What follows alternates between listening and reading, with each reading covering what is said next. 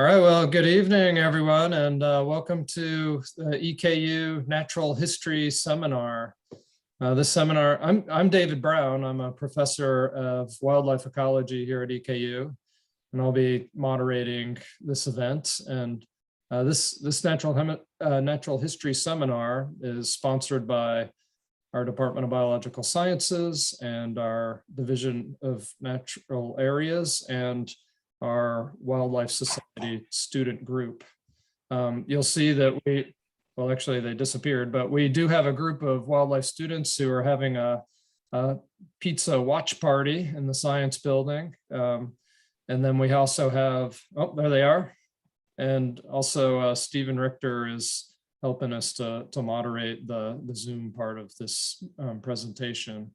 So this seminar series started back in the early 2000s, maybe 2006, but it's lapsed and it's been a number of years since we've had an official natural history seminar. So tonight's presentation, it's kind of like a phoenix rising from the ashes, to borrow a metaphor from you, Howard. All right, so this annual seminar series, it's intended to highlight the value of natural history for science and society. It's also intended as like a venue for public discussion of natural history and science, as in an opportunity for notable speakers like Dr. Howard Whiteman to interact with our students. And unfortunately, we're not doing this in person, but hopefully we can have some interaction after the presentation virtually. The series has focused on Kentucky, and tonight the focus is on Appalachia and ecology in Appalachia. The audience includes EKU faculty and staff and professional biologists from agencies and other organizations, but also wildlife students and other biology and other EKU students. So during the presentation, we just ask that everybody stays muted and keeps their video off. And at the end of the presentation, we'll field questions primarily through the chat, but we might ask some of participants to unmute and ask some questions. Dr. Stephen Richter is with us, as I mentioned before, and he'll help with kind of moderating that chat. So with that, I'd like to go ahead and introduce our speaker. Dr. Howard Whiteman is a professor of biological sciences and the director of the Watershed Studies Institute at Murray State University. So he teaches classes, he does research, and he's a wildlife conservation biologist and an evolutionary ecologist. So his presentation is the Appalachian Phoenix: Restoring the Land, Conserving Elk, and Revitalizing the Regional Economies. So welcome, Dr. Whiteman, and we're excited to hear your presentation. Thank you very much, David. I really appreciate it. I really appreciate the opportunity to be speaking to you today, especially kicking off the natural history seminar series again. Hopefully it'll keep going, and it's just an honor to be the first one back after so many years off. Today I want to talk about, as you can see, this Appalachian Phoenix idea. Let me see if I can get it going. But I also wanted to thank some people right up front. And one is my conservation biology class from last fall. So I had these ideas earlier, and I put them together into a class project that my students joined together in groups and worked on different aspects of what I'm about to talk to you about. And their interactions really helped me solidify the ideas that I've put together and that I wrote up in an article last spring. I'd also like to thank particularly Jane Benson from our Remote Sensing Center at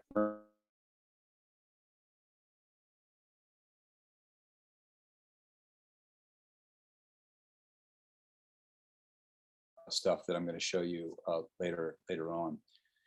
So thanks to everyone for that. So this story really starts in 2014 when I won the lottery.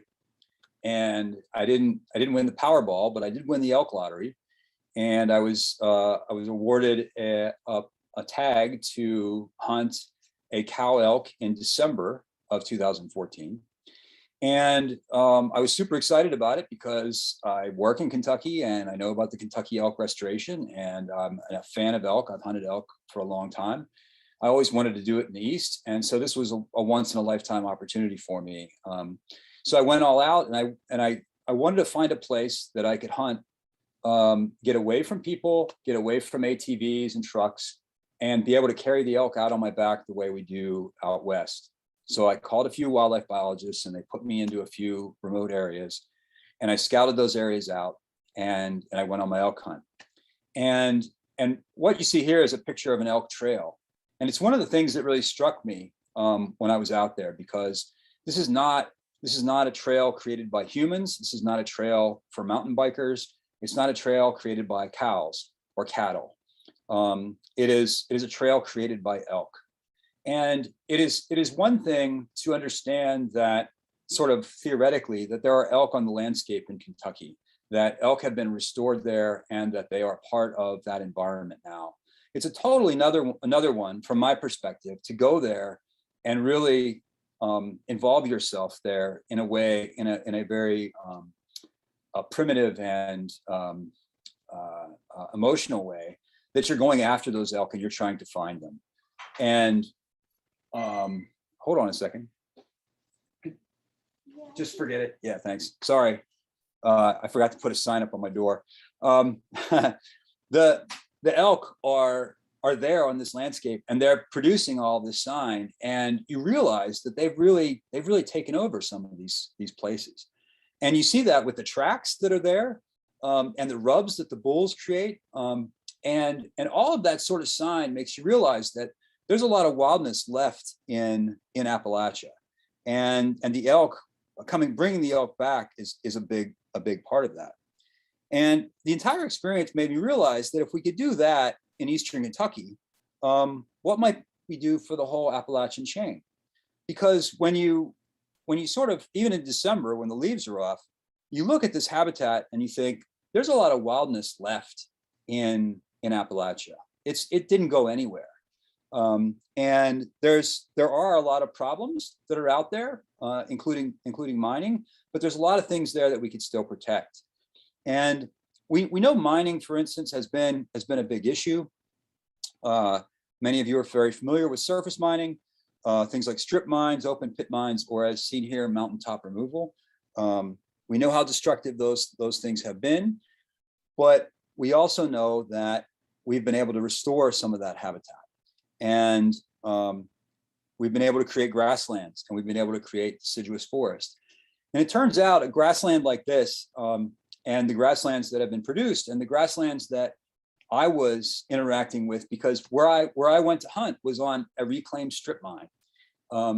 Those same places are not very dissimilar to the ones in the Western United States that provide the pasture for the elk out there. The elk need this sort of habitat. And so we functionally created the habitat for them before we even thought about putting the elk back on the landscape. And yet we could do so much more to sort of build on that success. So if you think about it, if we could restore enough strip mining areas well enough to support what we have now in Kentucky, which is almost 16,000 elk in the herd that is in Kentucky. If we could make them happy in that way, why couldn't we do that throughout the entire Appalachian chain and take advantage of all the benefits of that restoration, both biologically, climatically, economically, and even culturally? The short answer is that I think we can, and I think we should, and that's sort of the point of this talk. Elk rose from the ashes of the coal mining industry like a phoenix, and we could potentially use them as a focal point for preserving even more of Appalachia, so that Appalachian biodiversity, the economy, and the culture can also maybe rise again. So to really understand this issue, And to understand how elk fit into all of it, we have to understand the history of elk. And so this shows the distribution of the eastern elk in North America, which was extirpated in the late 1800s. And you can see that in Kentucky, it lasted, eastern elk lasted until about 1850, and they held on until about 1875 in parts of West Virginia, but they were basically extirpated from the landscape. And that was true until the early 1900s, when we started reintroducing elk. So the gray area here is the original range of elk throughout North America, not just the eastern elk subspecies, which is again now extinct, but all the different subspecies of elk in North America. And the blue areas are the current distribution. And in the early 1900s, Pennsylvania reintroduced elk into north central Pennsylvania. But they never really took hold very well, because they didn't spend a lot of time doing habitat manipulations to sort of benefit those elk. When they started doing that later in the 1900s, those elk populations started to take off a little bit. But they even today do not rival what we have in Kentucky, not only in terms of the distribution of those elk throughout the state, but also in terms of the numbers of elk that we have. And I think all of us should be proud of that legacy that we see in Kentucky. It all sort of started in Kentucky in December of 1997, when the first 7 elk were released at the Cypress AMAX Wildlife Management Area, which, as you might suspect from what you can see there, is a reclaimed strip mining area. 3,000 people were in attendance. It was a big deal putting these elk back on the landscape, and it has been really ever since. Since that time, 1,541 elk were introduced in eastern Kentucky, and you can see what the population how it has grown over time to almost 16,000 most recently. Those elk were reintroduced across an elk management area and sort of the elk restoration zone, which focuses on these 16 counties, which, as you might also know, are sort of the focus of coal country. And not surprisingly, reclaimed strip mines have been really important throughout the elk restoration zone for the success of the elk restoration. There's a reason why there are 16,000 elk on the landscape, and it's because we've created the habitat for them. Now let's take a closer look at these populations. I plotted here, or I should say, Jane and Rachel plotted here the places where elk have been restored in Kentucky, Tennessee, West Virginia, North Carolina, and in Pennsylvania. And it turns out there's also some restorations in Western Virginia that I inadvertently left off this map, but you can imagine where they might be. Not they're very far from the other group. Imagine or notice that there are gaps between them. There are gaps between the Smokies population and the ones in the other parts of Tennessee and Kentucky and West Virginia. There are even larger gaps between Pennsylvania populations and the ones in West Virginia and Kentucky. And imagine that we could potentially fill those gaps if we could reclaim more mining lands and put more mining lands into public access. And imagine that we could even maybe spread that beyond this Pennsylvania into New York or even further up in the Appalachians, creating a larger corridor. We could start that using mountaintop removal sites, which are plotted here in purple in both Kentucky and in West Virginia. You see some of those sites are already in the elk restoration zone. Other ones are outside. And so they sort of broaden the scope of the range of elk in that region. But if we add other mining areas, then we have a lot more habitat to potentially reclaim and a lot of areas that we potentially could help join some of these populations. Because you can see that those surface mines and the reclamation of those surface mines would help us provide a corridor between Pennsylvania and the Kentucky and West Virginia populations. And if we add in a layer that shows the current public lands, including national forests, national and state parks, wildlife management areas, et cetera, you can see that we have the potential for this sort of corridor and for a large sort of landscape level conservation effort that could occur and potentially provide numerous benefits. we could get the movement we want between these elk and for other species as well. Now, these sorts of ideas have been around for a while, ever since Benton McKay proposed the Appalachian Trail, which you see in red here. And think about that for a second, right? We have the Appalachian Trail, like we still have it. Like this thing, Benton McKay proposed this thing. It goes from Georgia to Maine. You can hike all the way from Georgia to Maine with forest buffer on either side. And it goes by lots of large metropolitan areas, but also through some great expanses of national forest. And we had that vision and we made it happen, and we still have it. Like, we value it. Lots of people value it. So imagine that we could take that same effort and think about it into a larger corridor of wildland area where elk could move back and forth, or other species could move back and forth, not only to disperse and to create sort of better genetics for these species, but also because of the potential for a climate corridor. As things warm up and we see more and more armadillos show up at our doorstep, some of these species are going to need to move north or south, or mostly north, to get away from warmer weather, right, and warmer climates. Both of those things would benefit from this sort of situation. So again, the idea has been around for a while, and it's amazing that we've already been able to do it. So imagine if we had this sort of Appalachian wildlands area. And don't worry, I'm not trying to take over all of these states. I'm just showing you sort of the target region in this sort of green zone.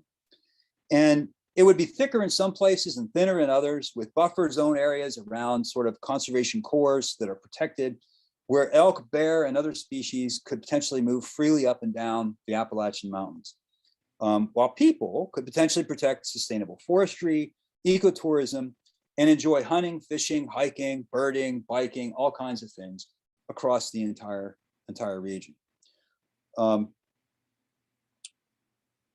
That idea is expansive, but it's been around actually for a while, and not just when the Appalachian Trail was developed, but also because the Wildlands Network has been thinking about these things much longer than I have. And in fact, one of the reasons I'm talking about this in a corridor sense is because I was inspired by the Wildlands Network and Michael Soule and the work that they've done to create these sorts of expansive project ideas.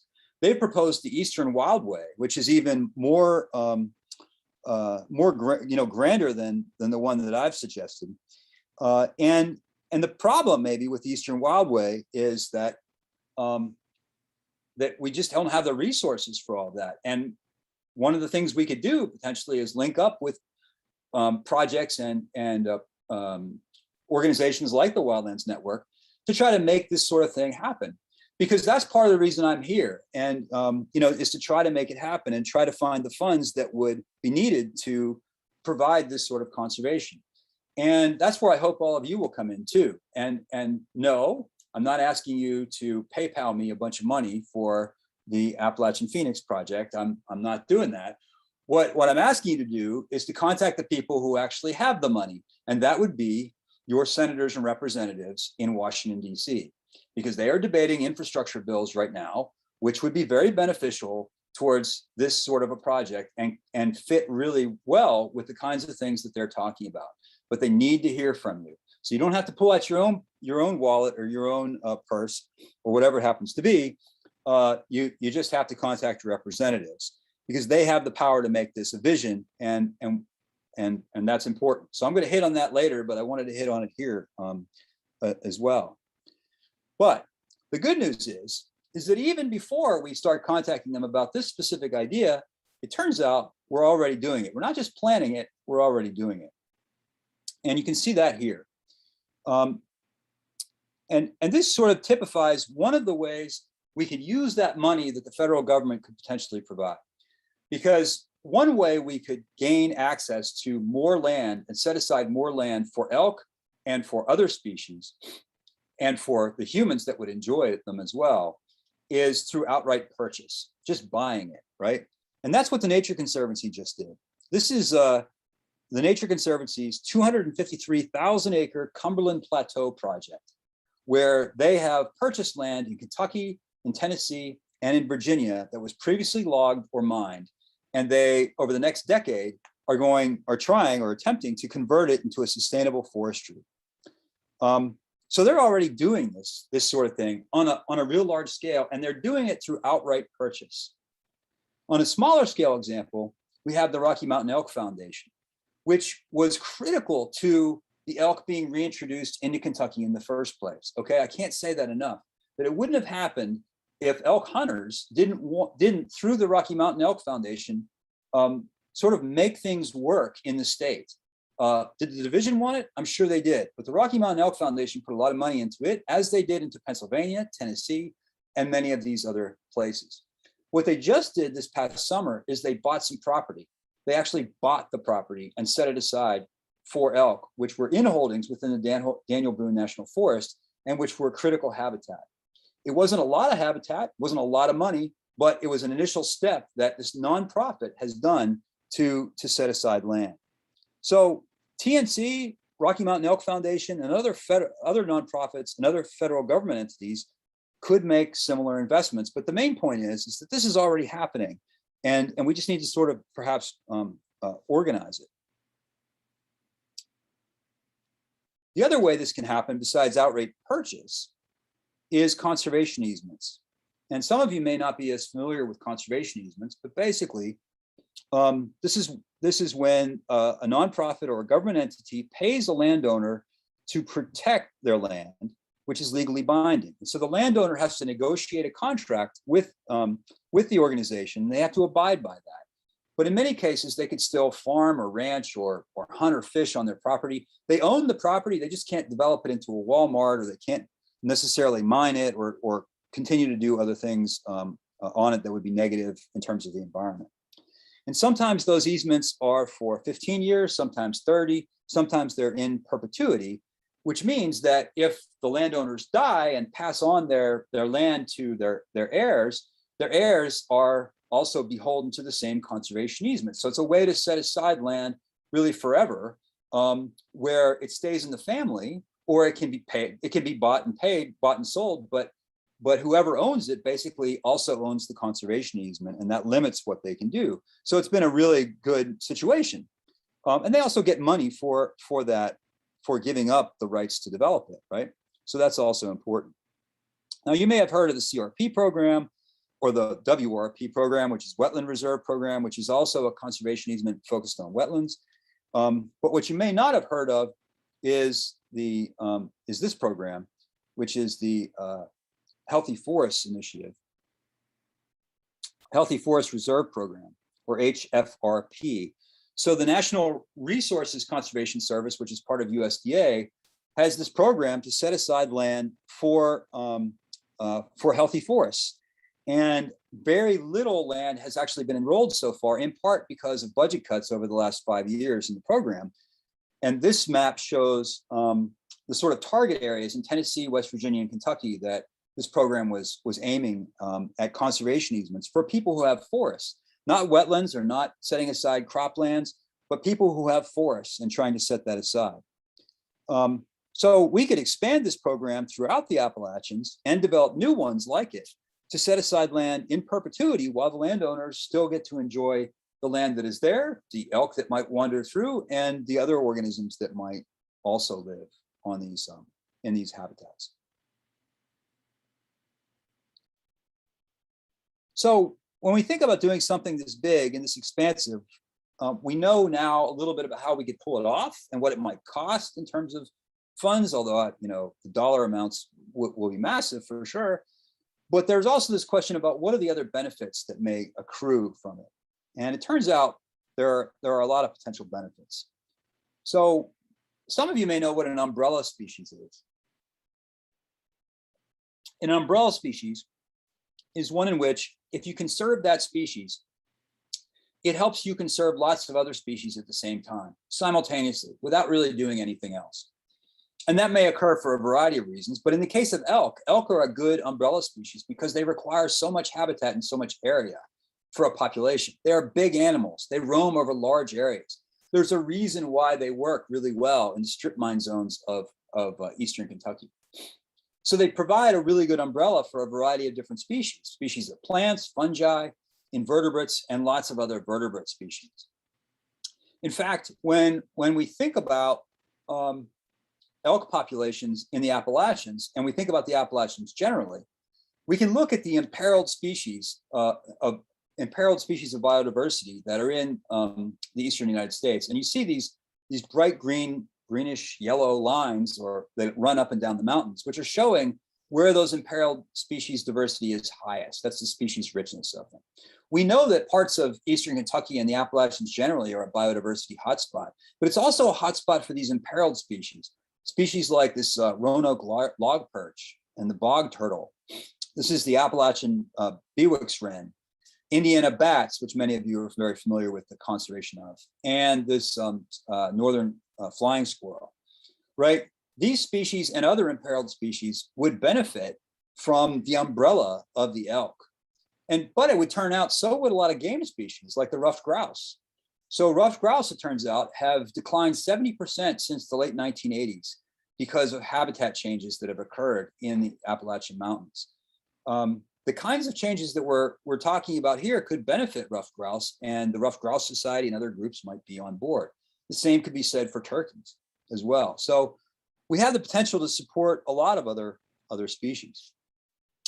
But besides the umbrella supporting all this biodiversity, it also supports one other species, and that would be human beings, because there are potential economic and cultural benefits of having this elk restoration over such a large scale.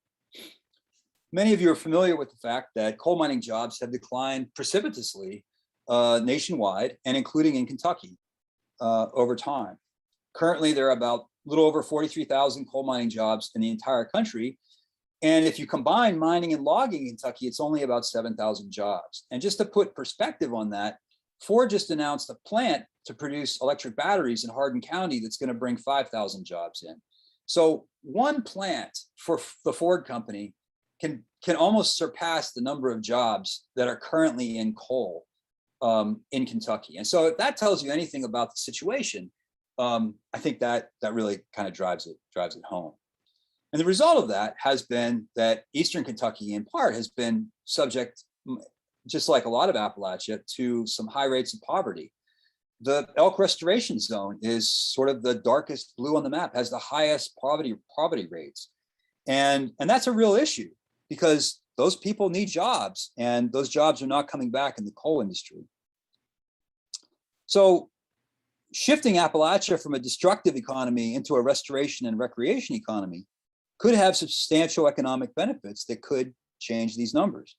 But I'm not saying that the elk are going to change everything and that they're the panacea. Like, they're not going to change. They're not the sort of the one thing that's going to help bring Appalachia back. But they might be a good start, and they might allow other things to sort of take hold.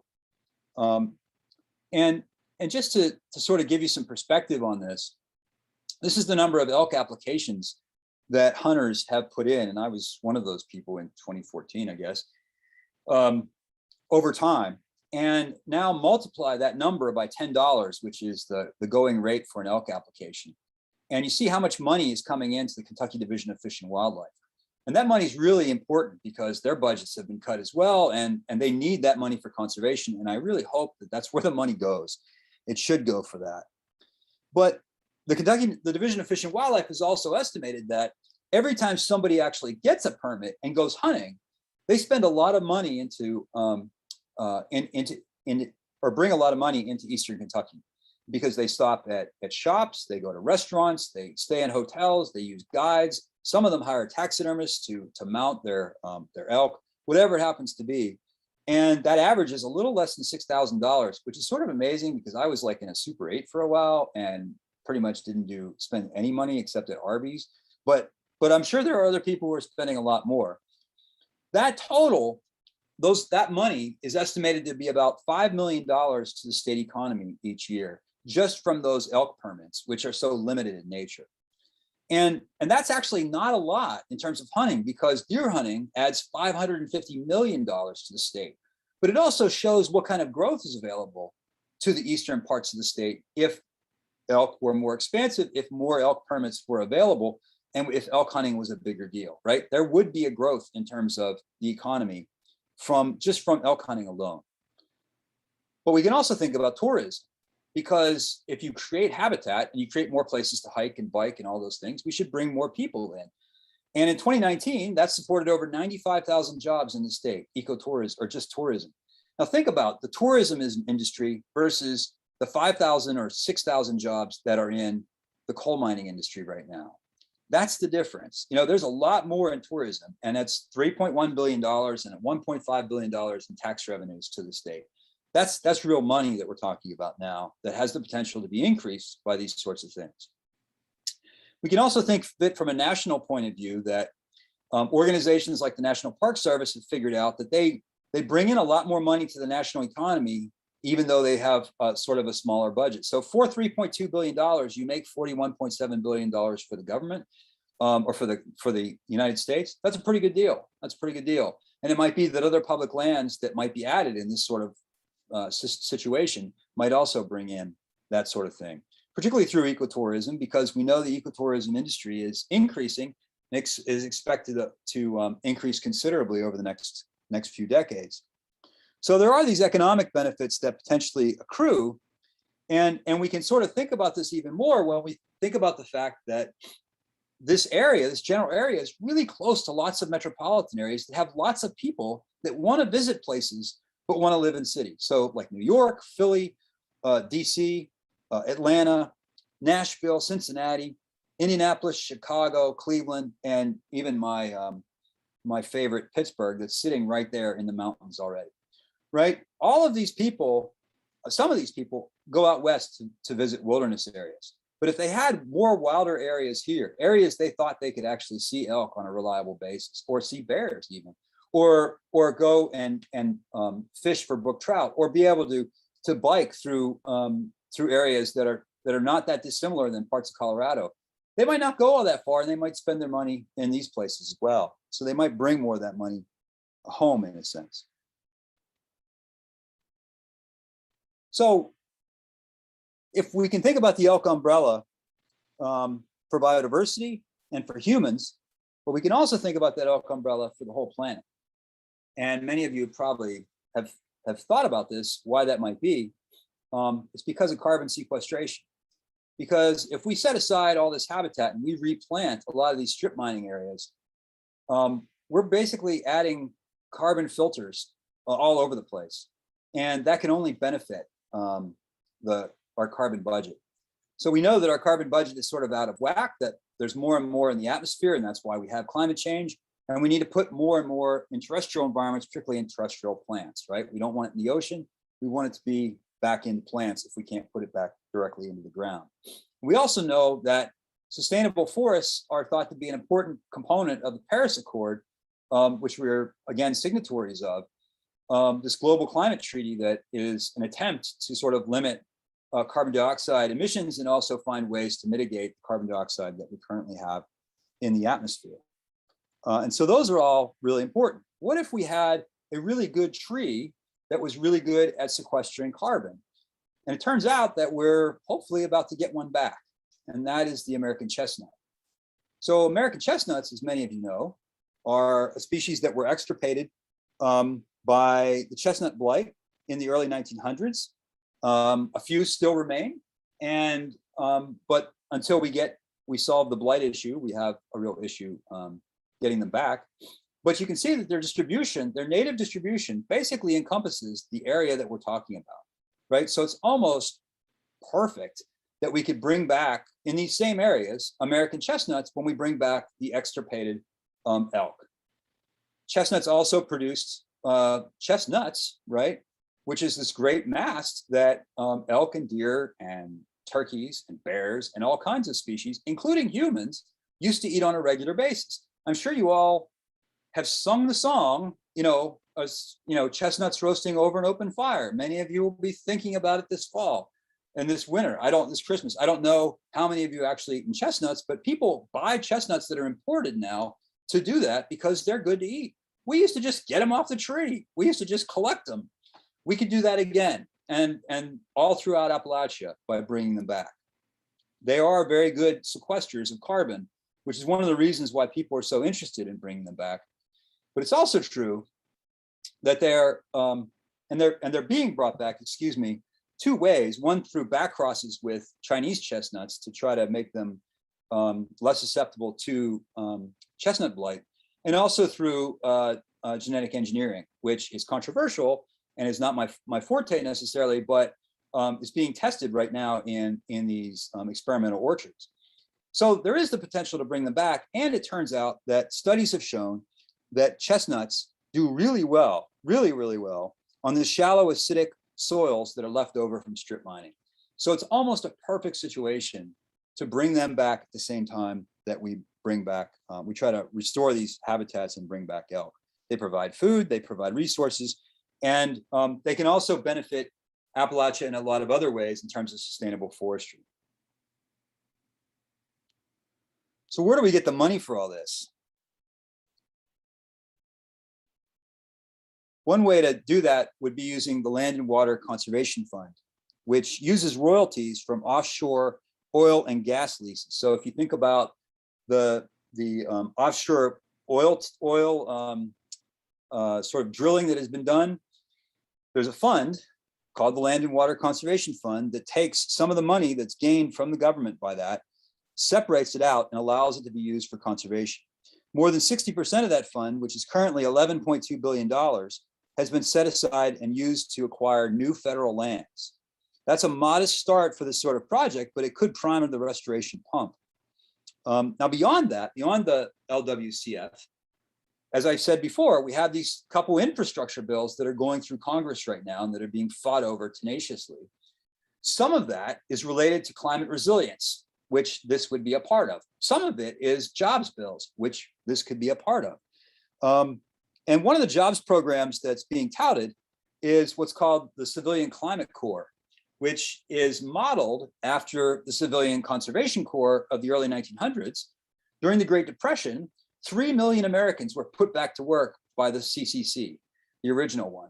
And they planted trees, they helped manage state and national parks and forests. And yeah, they even released some beavers to try to improve wetland habitats.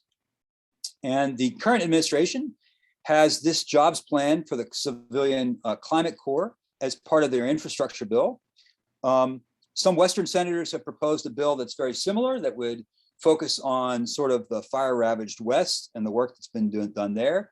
But you would imagine that a portion of this program, if we put the right political pressure on, could be used in Appalachia to do the things that we're talking about right now and put some Appalachian people back to work. And we know that will work because it's already happening, because there is this Appalachian Conservation Corps. Maybe some of the people in the audience have been a part of this, where students have been used as people that are basically helping conserve Appalachia in different places. And this is part of a larger conservation legacy program that does this across the nation. So this thing's already there. The infrastructure for all this is already there. The infrastructure for the Civilian Climate Corps is already there. All of it could happen if we just gave it a try. And not to get too political, but I just want to say that this is not a red state or a blue state issue. This is a purple issue. Like, there's nothing really not to like if you're trying to bring back an extirpated species, preserve biodiversity, create climate resilience, and reduce and increase carbon sequestration while putting people back to work, increasing economic benefits in a poverty-stricken area where jobs aren't going to come back, and make life better for other kinds of industries like ecotourism.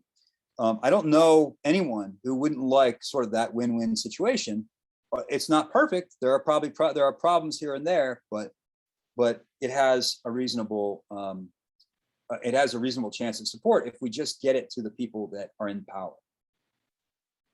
So it's ambitious. I get it. So you might ask, how do I know it's going to work? I don't know it's going to work. I'm not sure it's going to work, but there are two reasons why I think it is going to work. And one is that I've already seen it at work, right? We know that we restored and reclaimed some of these strip mines. Are they perfect? No. Are there non-native species in some of these places? Yes. Does it support 16,000 elk in Eastern Kentucky that used to not be there? Yes. That's a win. I would say that that's a win. And that suggests that this could be replicated in other places. It really can. And we see it being replicated in other places because Tennessee already has elk after Kentucky got them, and then West Virginia and Virginia. All of those places sort of build off of that success because they saw what Kentucky was doing. Well, we can continue building off of that success. Secondly, I think it's going to work because I know that mining is not the end of mountains. And I say that because of this place. I've been working at this place for the past 30 summers, which is a long time when you say it, but I've been working there for 30 years. And this is called the Mexican Cut Nature Preserve. It's in Colorado. It's a Nature Conservancy property. And in fact, it was the first property purchased by the Nature Conservancy in Colorado. And it's considered to this day the crown jewel of the Nature Conservancy system in Colorado. And yet, it was a mining area in the late 1800s. They mined the heck out of it for silver. And you can still see some mine tailings right in the middle of your screen. But there are places that are sort of just randomly blown up all over the place. There are old carts sitting here, there are rails, there's glass bottles, whatnot. All of that stuff lays around, right? But it's a nature preserve. And it's a nature preserve because it's got all these rare and endangered plants. It's got these vibrant aquatic ecosystems and the really cool salamanders that I study. And the Nature Conservancy realized how wonderful it was. Well, the funny thing about that is that we didn't do anything to restore it. Humans didn't do a thing. It was all nature. And if you think about it, if nature can restore Mexican Cut and this sort of late 19th century mining technology and the destruction that it can do, if nature can do that by itself in less than a century, then certainly humans, with our technologically advanced humans of this century, with our ability to send people to space in the 1960s, for gosh sakes, or our ability to basically answer any question we want with the computers we hold in our pockets. If we can do all that, I think within a few decades, we could help nature along and help restore the Appalachians and pull this off. It's not a question of whether we can do this or whether it can be done. It absolutely can be done. It's a question of whether we have the political will and the effort to make it happen. And that's where all of us need to sort of stand up, I think. So Mexican Cut may have taken its time to heal enough to become such a special place, but the Appalachians are already well on their way. The elk have emerged out of the reclamation of strip mines to become a driving force in eastern Kentucky. And they have the potential to be just the umbrella we need to restore the rest of the Appalachian Mountains. They really can be the phoenix that lights the fire for restoration throughout the region. And yeah, I realize this is kind of idealistic, right? But so was Teddy Roosevelt. Teddy Roosevelt set aside a lot of public land. A lot of people thought he was crazy. They thought he was too idealistic. But that idea and those idealistic ideas is what made America what it is today in terms of our public lands legacy. And we could help make America what it has the potential to be in the future and in Appalachia specifically. We can do that.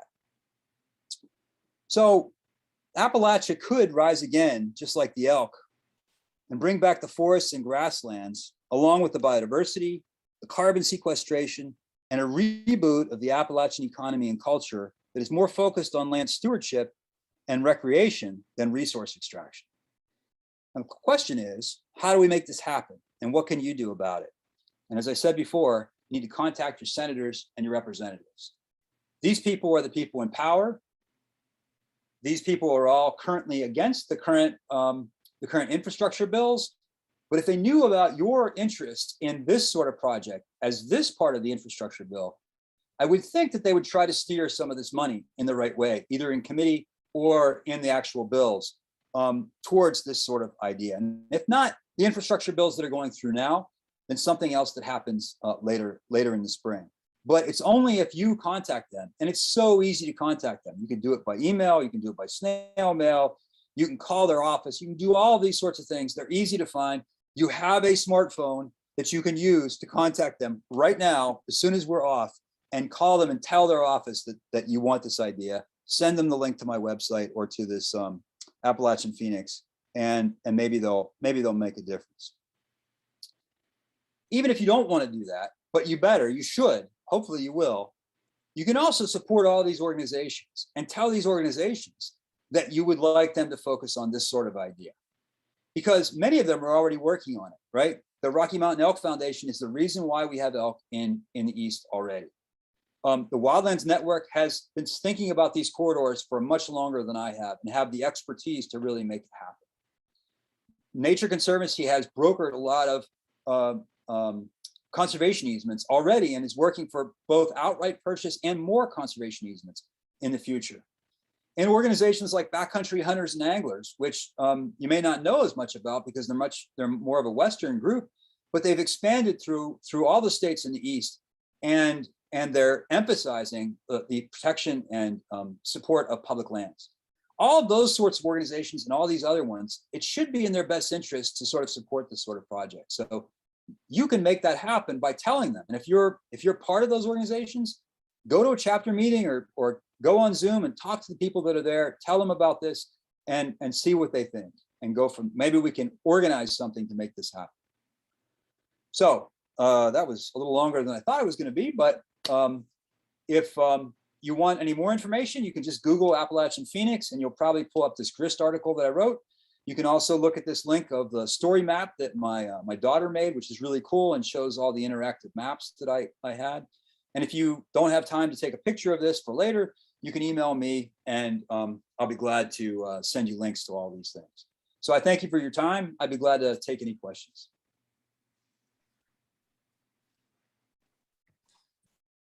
All right, thank you, Howard. That was great. Nice job. Thank you. Lots of exciting, interesting ideas. And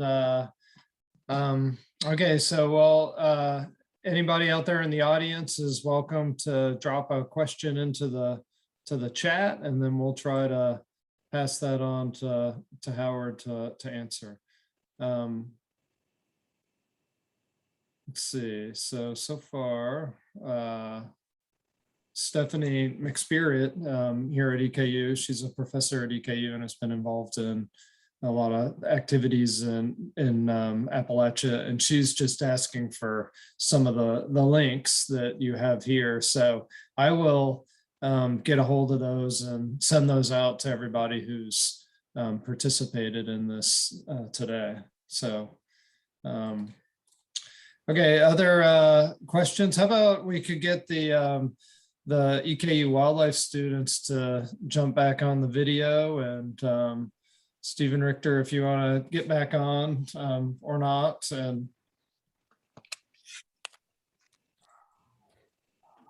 there is a question in the chat from Lisa Conley, and she says, thanks for the presentation, it was great. Are there First Nations organizations throughout Appalachia that are already working on similar programs?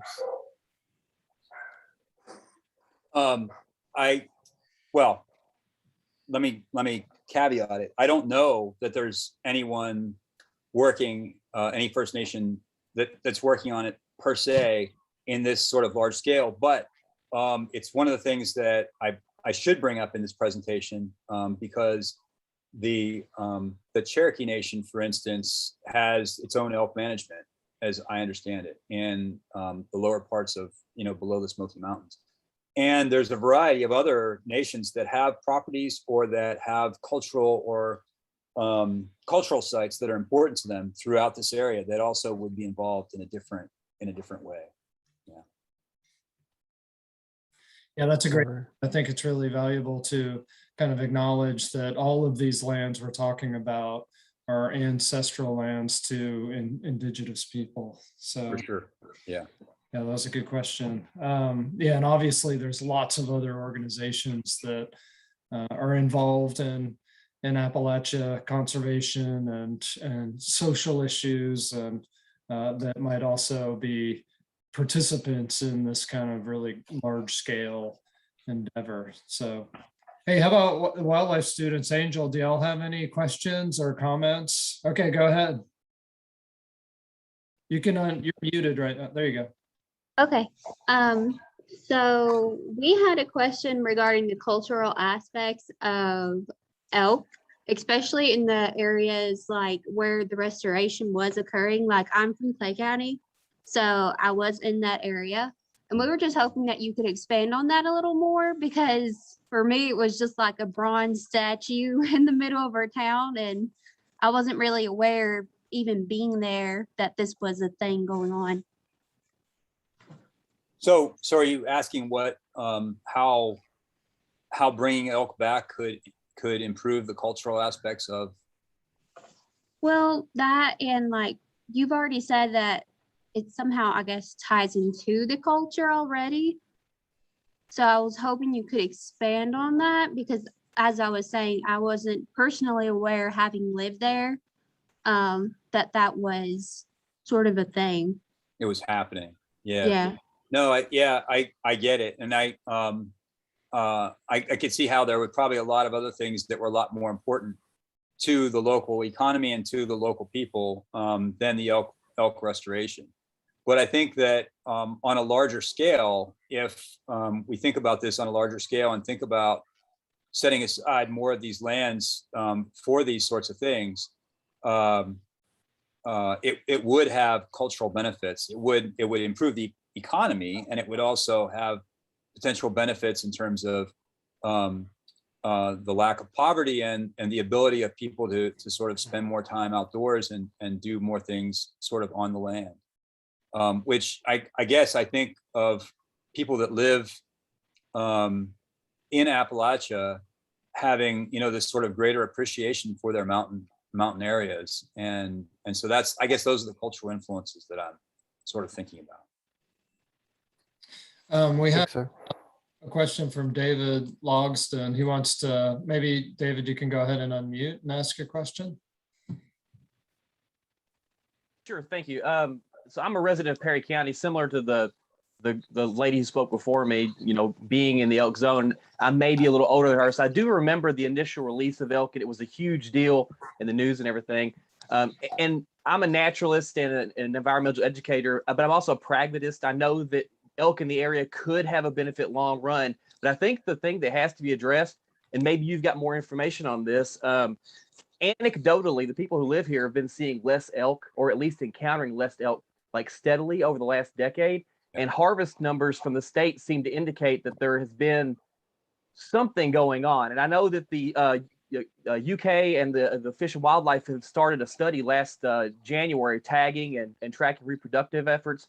Are you aware of any factors that may have been resulting in this decline in the numbers of harvested elk? I am not. I am not aware of anything. And I'm not privy to, I don't have an inside scoop on the Kentucky elk research that's going on. I kind of wish I did have more. I think that long term it would be great. It's just, if we're talking about expanding the region that we're going to release this elk into, but the 16 county zone that we currently have, something's apparently going on. In 2019, Fish and Wildlife, established the EHUs as a way to be a more responsible steward of those areas.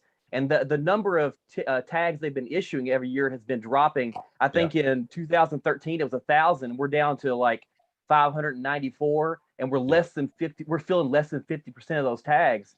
So something's going on. I don't know if they're being forced out of zone, or I'm not sure. I think that would probably have to be addressed before we can really look at a sustainable effort beyond the current area. I agree. That's a great point. But the other thing that's happened is that they've moved some elk out.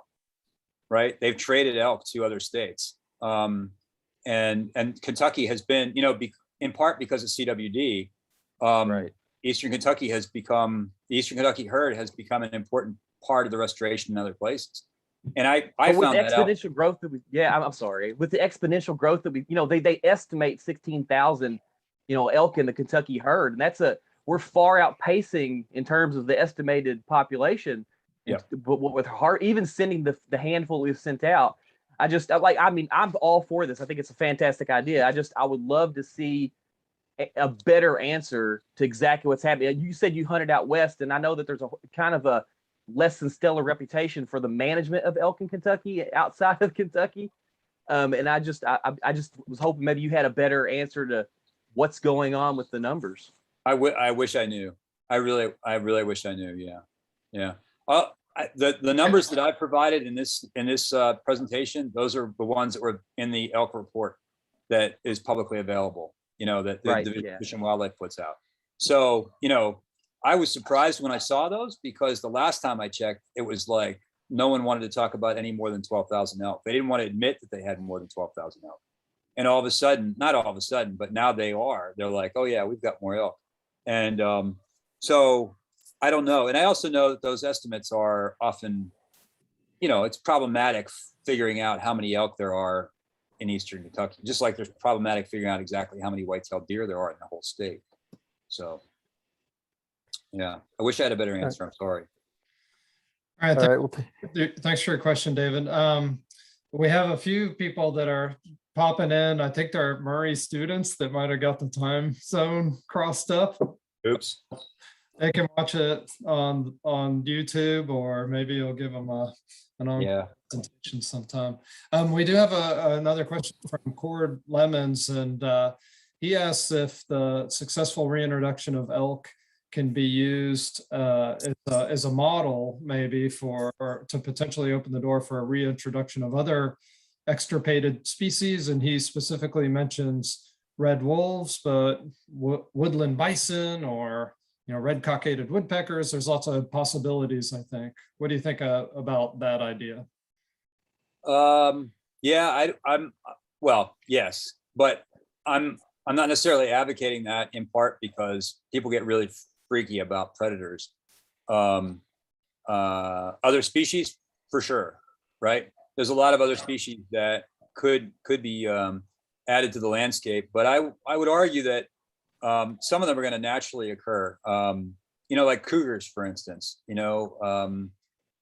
We know that eastern cougars have been moving around quite a bit, and they're being seen more and more often. I don't know about your part of the woods, but over here and in parts of West Tennessee, they've been more frequently seen. So creating this sort of corridor would likely create habitat that would help them move up and down the expanse as well.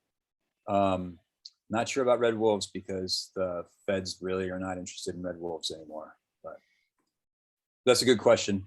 And Cord was one of my students, so I didn't prime him with that. But Looks like the wildlife students at EKU. Do you have another question? Your hand is raised. Yeah, I have a question. Where would you like to see the elk populations in Appalachia in 10 years? what did you say? Where? I mean, like, what do you think? What do you expect to see out of like the elk populations in the next 10 years? Like, how do you see growth? Do you see decline? Yeah, I just think they're going to continue to grow as long as we let them. I think there's a lot more habitat that they're not using than the habitat that they are using.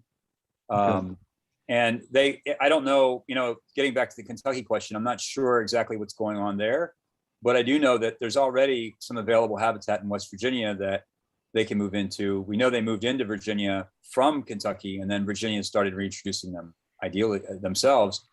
And I also know that, my gosh, there's a ton of habitat on the Cumberland Plateau in Tennessee that they could move into right now without anyone really having to do anything. And whether they will or not is a different story, but there's certainly room for them to move.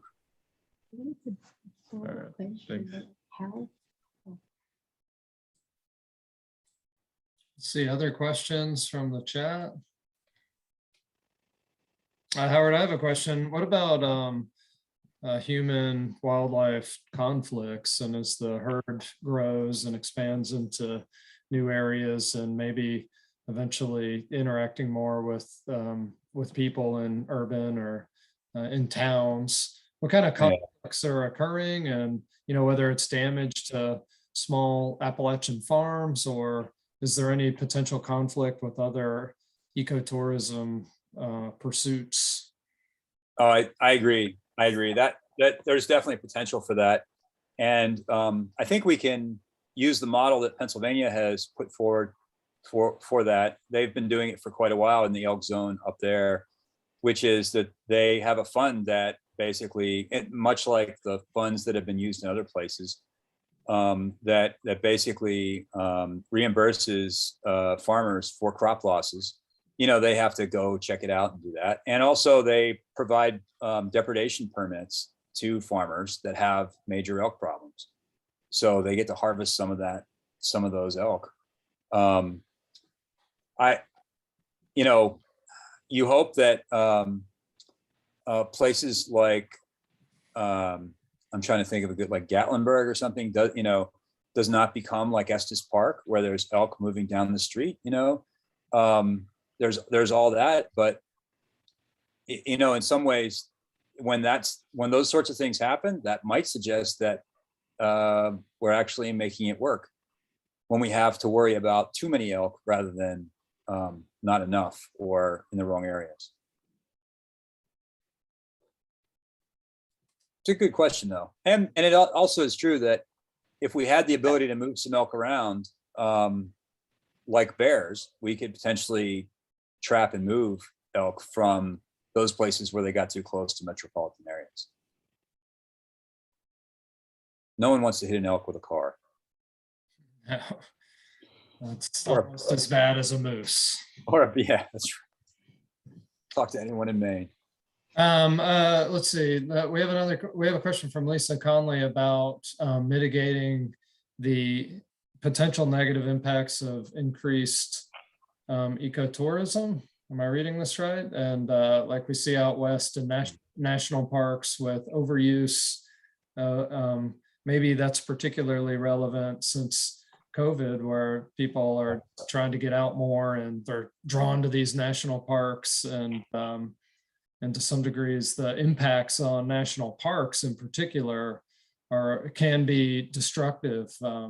She's asking what's being done to build in protection as we scale up these projects related to ecotourism. Yeah, it's a great point, and it is something that we will definitely need to consider. But I've kind of looked at it in a different tact on that same issue, and that is my family and I spend a lot of time in the Smokies, and we love it, but it's just loved to death. And there are some places I just won't go anymore because I feel like the crowds are going to be too great, and not even pre-COVID. I just didn't want to be part of that. And my hope is that if we would provide more of these recreation areas throughout the Appalachian chain, we might have less migration to the Smokies. And not that we want less people to necessarily go there, but we might have less of an impact on the Smokies and alleviate some of that pressure. So we might be adding pressure in other places, and we would have to want to find ways to deal with that. But we might also alleviate pressure in some of the places that have been really overused already. Yeah, that's an excellent point. There was a really good opinion piece, I think, in the New York Times a few weeks ago about how we should take all of our national monuments and turn them into national parks, because the amount of use and the visitors, just an area being designated a national park creates really intensive impact on those areas. And by creating more national parks, it would kind of mitigate the effect on the existing ones, perhaps to some degree. Yeah, that's an interesting idea that by creating more protected areas, you're going to alleviate and disperse some of the impact from what is basically being overloved right now, like the Great Smoky Mountain National Park. Okay, any other questions? There's a frog or toad that right there he is. All right, Simon has a question. Sorry, it took me that whole time to figure out where the raise hand button was.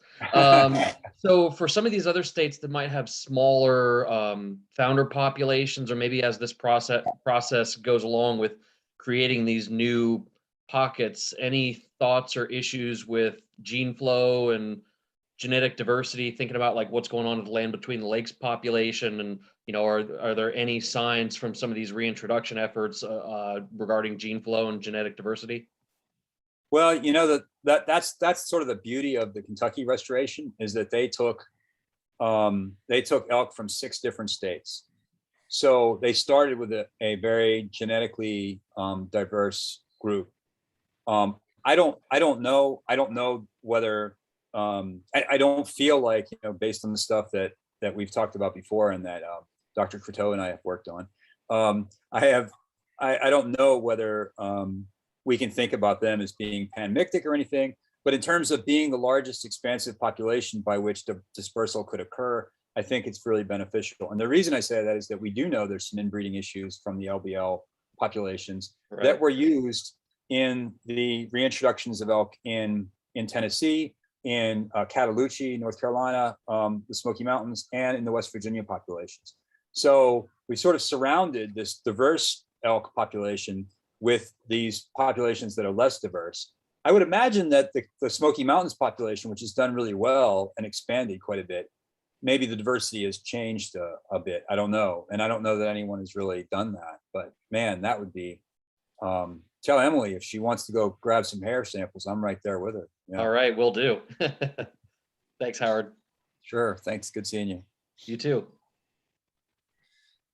There's a question here from one of our wildlife students, Josh Castle, about who's from Eastern Kentucky, about how there's a lot of interest in developing abandoned mines and reclaiming them, I think, for more kind of intensive business purposes.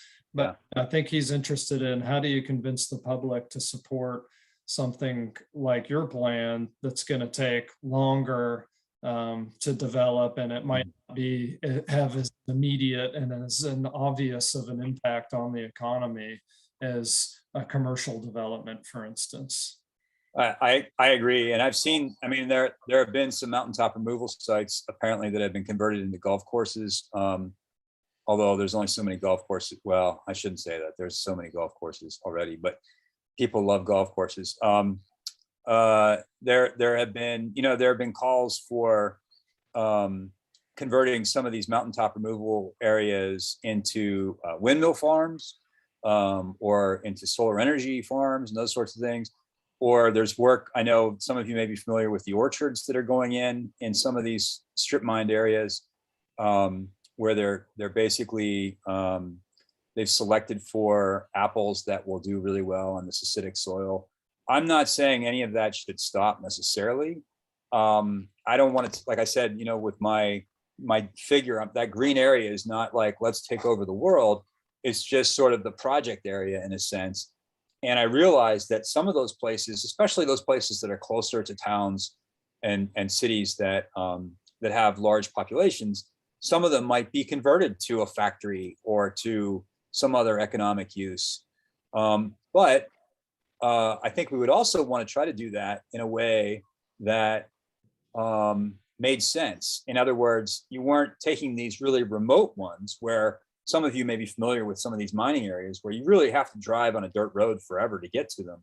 You don't want to necessarily make that into this economic boon. It would be better to maybe, choose the ones that are closer to highways and to right of ways and try to set aside the ones that are further back and that have sort of less fragmentation effects on the environment. I think it's just a question of regional planning and sort of landscape scale planning that could be done to make that a reality. But I absolutely think that there's, the jobs aren't all going to come from ecotourism and elk hunting. It would be nice to sort of think about some other sustainable types of economies that would benefit Appalachian people. Okay, all right. So there's another question about elk poaching and concern that since local residents might not be getting drawn for permits as frequently as they would like, there might be an increase in elk poaching. I'm just going to help you out, Howard, and say that we probably don't know the answer to how much elk poaching there is in Eastern Kentucky. I don't, but I would not be surprised. Yeah, fair enough. Because there's a lot of deer poaching generally everywhere. Okay, and so there's another question. This one is from Kate Williams about how it might be difficult to grow ecotourism in southeastern Kentucky in particular if there's not an infrastructure in place to support that, such as maybe she's thinking hotels and restaurants and maybe museums and other activities for people to participate in. So do you have any thoughts about that? How do you if it's a chicken and an egg thing, which one comes first? How do you promote ecotourism? Yeah, I agree. I think that if you think about, I guess I'll go back to the Smokies, and I think about what Gatlinburg and Pigeon Forge were like before the Smokies and sort of as they've evolved, right? I mean, not that I want to make a whole bunch of Gatlinburgs and Pigeon Forges, okay? They're, some parts of it are great, but the sort of suburban sprawl, maybe not so much, right? But my point is that I think that when you set aside these areas that people are attracted to, the infrastructure and the business opportunities then come from that. You certainly don't want to put them in place until you have the demand. And so, yes, would the demand be greater? I'm sure it would be. And that's probably why, there were probably long lines in some of those venues in Gatlinburg, much longer than they are now. Before there were like 15 different places you could potentially go. And of course, the number of people that visit there just get larger and larger all the time. And I'm not saying we're creating another national park, we're not, but I'm just saying that if you have these hubs where ecotourism would likely be growing, that I think those things would grow organically. I know that some of the students might be more familiar with it. I'll just tell you my own experience. It seemed like when I was there, I stayed in Hazard, and it seemed like after I left, like, I don't know whether the elk permits went down in that area or what happened, but it just seemed like some buildings and companies and organizations, restaurants and stuff, even a hotel, had closed down along the main strip in Hazard after 2014. And I didn't really, I assumed that it would keep increasing. I just thought that it would keep doing better, but maybe the seasonal part of the elk hunt is just not enough to keep those sorts of places open. So I don't know if anyone in the audience knows the answer to that, but I do feel like generally that if we create that demand, that we'll find the investment will come in because they'll find money making opportunities. I can speak to that just a bit. That Okay. there is a fairly recent push in lots of the counties of Eastern Kentucky to, especially through their tourism, county tourism office, and there's also Kentucky River area development districts. Every area has a development district, and their job is to write grants for local governments or agencies. And so, like the Economic Development Administration, that's through the Department of Commerce, is specifically for economically distressed communities and abandoned mine land funds. And there's a lot of money being put into trying to build that infrastructure for ecotourism as they create these opportunities for the ecotourism itself, or tourism in general, I guess. Mm-hmm. So hopefully those are successful, and some of those counties can start promoting that and become role models for surrounding counties. We've been working with some locals down in Letcher County, local groups, and yeah, it's pretty interesting how these funds have become available and how many different organizations are applying to them. That's great. That's great to hear. Oh, well, okay. We don't have any more questions in the chat, and I'm just gonna start wrapping things up. So once again, thank you very much, Howard Whiteman, for your presentation. It was really interesting and lots of really cool big ideas, and it's fun to think about those things. And obviously, as you know, it's hard work making them happen, and communication and working together and collaboration. That's kind of the main avenue towards getting these things rolling. So hopefully everybody involved here has at least got a chance to know who some of us are, and feel free to reach out and talk to any of us more about this stuff. So yeah, anyone who wants to contact me about it, please do. And my point of doing this is to get the word out and to communicate it to other people. So spread it. If you like the idea, even if you think it's crazy, but you still like the idea, just send it to those representatives, send it to these organizations, send it to people in power anywhere, and tell them, hey, what about this? So thank you. Thanks a lot for letting me do this. Appreciate it. All right, you're welcome. Thank you for presenting that, and thank you to our audience for participating and joining us. And we'll see you again next year for the EKU Natural History Seminar.